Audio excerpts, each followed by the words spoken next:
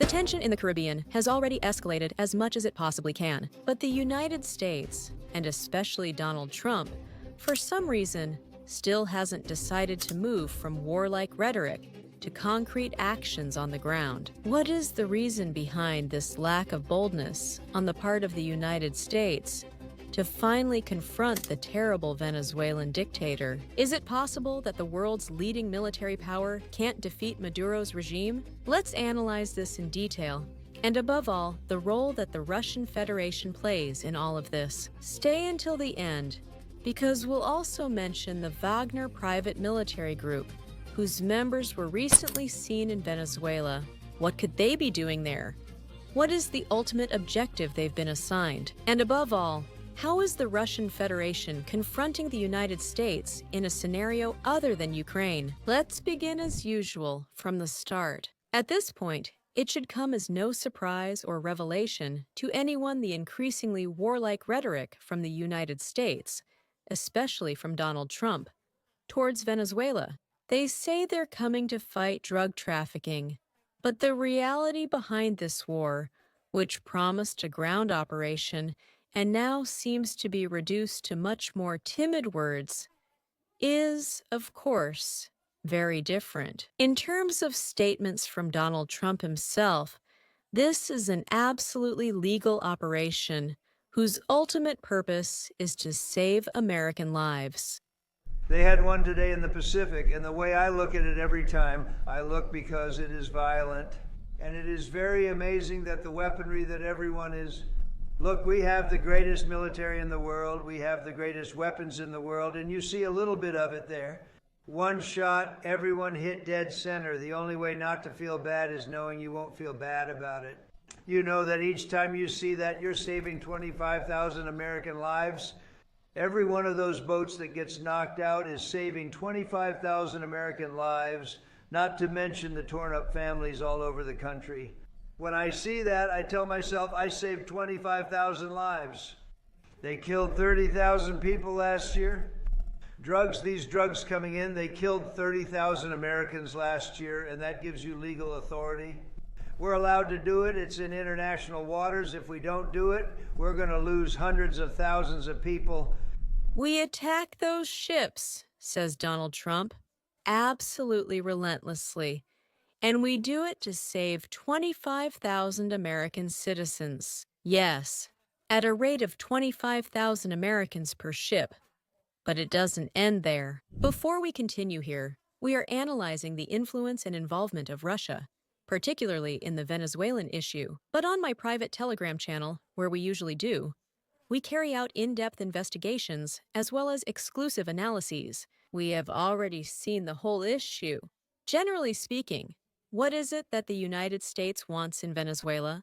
And why does it use drug trafficking as an excuse? We'll leave you the link, as always, in a pinned comment as well as in the video description. Remember, you can subscribe to my private Telegram channel, Patreon, or the YouTube members community. You make it possible for us to continue our work and share it with everyone.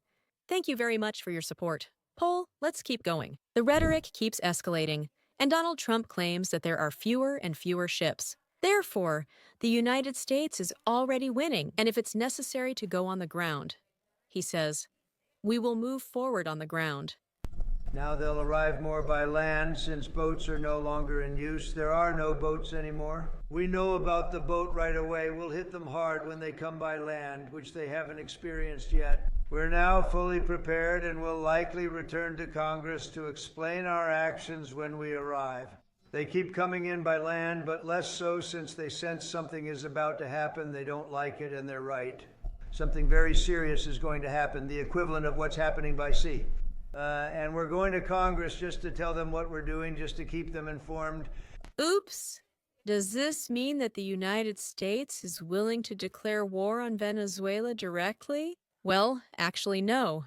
Donald Trump himself clarifies that. Of course, since we're the world's leading military power, we could enter any war we wanted. However, in Venezuela, it seems like things are just going to stay at the doorstep. I don't think we're going to necessarily ask for a declaration of war. I think we're just going to kill people that are bringing drugs into our country. Okay, we're going to kill them. They're going to be like dead. Is it just me? Or is it someone else for some reason? Did he do something like poop his pants? Are you considering strikes in Venezuela? No. It makes me want to do it. No, it's not true. This, moreover, must be understood in the context of these others. Also, some more recent statements by Donald Trump, where he claimed that the United States was no longer up for games, and if they had to go to war, much to their regret, but they would go to war. When it comes to defending the United States, we're no longer politically correct. We're going to defend our country any way we have to, and that's usually not the politically correct way. From now on, if we're in a war, we'll win like never before. We'd go and blast countries, but shouldn't have. And if they do, the American sailor stands ready to crush them and sink them and wreck them and blast them into oblivion, right? That's a terrible statement for me to make. That's the end of it. Because everybody said that I should immediately get the Nobel Peace Award with that statement. That takes me out of the running, but that's... Scene. Above all, speaking that way, he seems ready to face anyone under any conditions. But nevertheless, the United States, the leading military power, the leading nuclear power, all of that on a global level, not said by me, but by Donald Trump himself. And in addition, he just renamed his Department of Defense, calling it the Ministry of War. And yet he backs down in front of Maduro's regime. Why? Because translating Donald Trump's recent statements, one after another, he is basically telling us that there probably won't be any ground operation, but rather isolated attacks on boats. It's no longer clear whether they're targeting drug traffickers or just simple fishermen, to show a power that it seems they don't even have.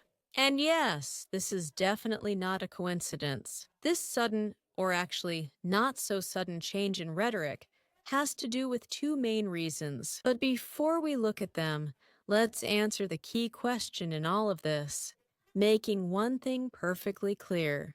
First military power, first nuclear power, and also the world's leading oil producer. Yes, we're talking about the United States, the world's largest oil reserve. Here we're already referring to Venezuela. This point is absolutely key, because this is where the American side constantly tries to sell us something. The end of Maduro's regime, but above all, because he's a terrible dictator, and it's a very undemocratic regime. We're actually talking about very different issues. Or, in other words, the statements made by United States officials, like, for example, this senator from the state of Florida. You need to translate them into everyday language, starting with what was said. Look, I've been fighting for liberty and freedom in Venezuela for years. I've been fighting against drugs coming out of Venezuela for years. Maduro isn't Venezuela's president. He lost the election to Mando Gonzalez. Nicolas Maduro is the head of drug cartels. So I am glad that President Trump and Marco Rubio are dedicated to getting rid of all narco. If I were Maduro, I'd go to Russia or China now. Because His days are numbered. Something will happen, either internally or externally. the firepower off the coast, right? This is our marriage, a lot of United States forces. Are we invading Venezuela? I don't think so. I mean, if we do, I'd be surprised. Earlier this month, President Trump announced he approved covert CIA operations inside Venezuela. What do you think removing Maduro would signal to other socialist regimes? It'll be the end of Cuba. Cuba relies on subsidized Venezuelan oil to prop up its economy. America will ensure freedom and democracy in the Southern Hemisphere. Are we going to take down Venezuela and tell Cuba to get ready for democracy and human rights? Or is it really about interests? Because this is the point clarified by the recent Nobel Peace Prize winner, Maria Corina Machado. Because it turns out that Venezuela has much more to offer the United States than just the fight for the rights of poor Venezuelans. Wait a minute, Liu Sivaya. You're not talking about natural resources, are you? Yes, I'm talking to you exactly about natural resources. Actually, not even me. Maria Corina. Forget about Saudi Arabia, forget about the Saudis. I mean, we have more oil, infinite potential, and we're going to open markets. We're going to kick the government out of the oil sector. We are going to privatize all our industry, Venezuela has huge resources: oil, gas, minerals, land, technology. And as you said before, we have a strategic location, hours from the United States. So we're going to do this right. We know what we have to do. And American companies are in a super strategic position to invest in this country. Venezuela is going to be the brightest opportunity for investment for American companies, for good people who are going to make a lot of money. It's like she wants to auction off Venezuela and be the manager herself. But wait a minute, because to top it all off, we still have other key statements, because all of this is happening in a very specific context. NATO's confrontation with the Russian Federation on Ukrainian territory, and the recent sanctions that the United States imposed on oil coming from that country. Oil that the United States desperately needs. Vladimir Putin is convinced that Russia will be able to withstand the economic pressure. Donald Trump, however, believes the exact opposite. President Putin basically said today that Russia is immune to United States sanctions. He said that it would not impact the Russian economy in any serious way. Is he? I'm glad he feels that way. I'll let you know in 6 months. Let's see how it works out. We'll see in 6 months, says the United States president. While he desperately looks for ways to replace those barrels, he intends to strictly prohibit the Russian Federation from selling. And what exactly are we going to see in those 6 months?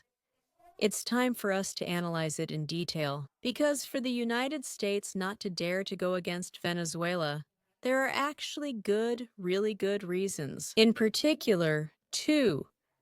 The second of which leads to everything else. Reason number one, extremely clear, and I would even say 3 times as symbolic. The United States doesn't want to get involved with Venezuela because it knows that from the media, it will have to move to action. And from there, back to the media destruction that this war could cause. A war that will last anything but a week. It won't be an easy walk through Venezuela. Caracas and Washington knows this. First of all, for geographical reasons, Venezuela has no less than 1 million square kilometers. Or in other words, 3 times the size of Vietnam. To this, of course, we should add an extremely complex terrain, which includes jungle, sea, mountains, and literally, absolutely everything. That is to say, the United States Army simply won't be able to go into Venezuela and get out of there. A winter in just a matter of a few days, which would mean an absolutely brutal cost, among other things, for the media image of the best army in the world. Basically, he'll do it to Nikos. But there's also another reason that's just as important. Second point, Venezuela might not last even half a day if it were left with absolutely nothing. But the country has friends, and very good friends. Here we must mention, among others, China and, of course, the Russian Federation. In this regard, Vladimir Putin has just signed with Nicolas Maduro. That is, Russia has just signed a strategic partnership agreement with Venezuela, which of course also includes the military aspect. In fact, so much so that the air defense now protecting the skies of Venezuela is of Russian origin. We're talking specifically about the S-300 systems, and this, precisely, that is, Russian support, especially in military terms, is what represents the message, we could even say the most damaging blow to the United States, and to Donald Trump in particular, as well as one of the main reasons why the tremendous power, both military and nuclear, does not dare to get fully involved in the Caribbean again. The military cooperation between Russia and Venezuela actually goes far beyond the S-300 air defense systems.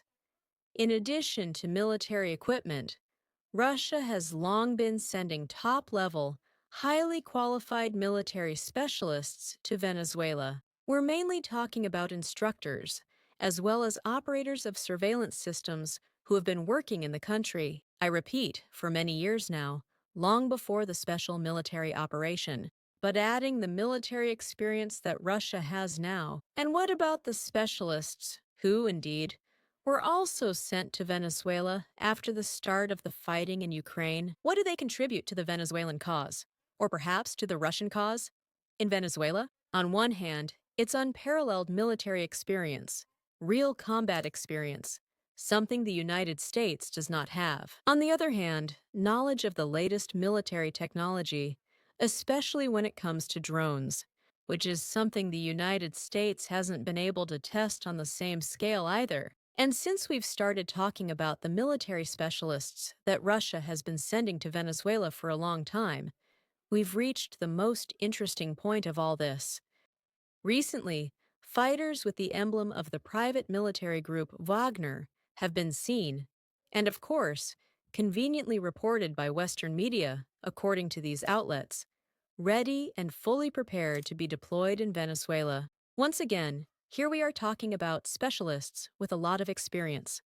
In this particular case, the Wagner Group, first of all in Africa, and secondly within the special military operation, and their involvement in the Venezuelan issue could serve two main objectives.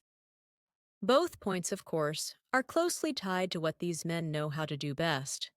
Namely, first of all, to protect the weak points of the regime, in this particular case, Nicolas Maduro.